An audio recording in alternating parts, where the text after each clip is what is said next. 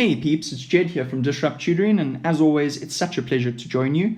Today we're going to deal with some length and area of a rectangle, but we're going to be using variables instead of numbers.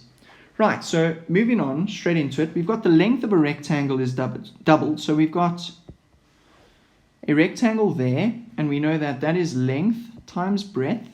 But now we've got a new rectangle. Okay, so new rectangle, we've got a rectangle where the length is doubled. So this is going to be 2L times B. Now let's work out the area of the original.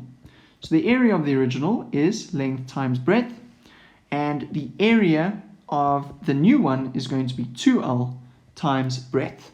Okay, now let's see what we had to times the original rectangle by in order to get the new area. So what I'm going to do is I'm going to make this a little bit more specific. I'm going to name these areas a little bit better.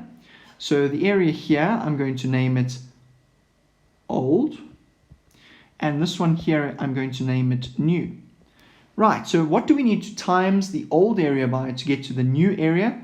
A simple way of doing that is I'm going to say the area of the new rectangle over the area of the old rectangle is equal to 2LB over LB.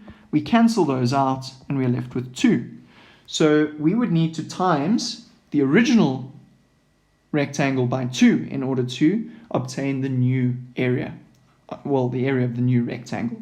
Thank you so much to our sponsors for making this video possible. Remember to visit our website for more of these epic tutorial videos. If you can't find the answer to your question, remember you can send us your question and we'll respond with a personalized video just for you. Until the next time, stay epic.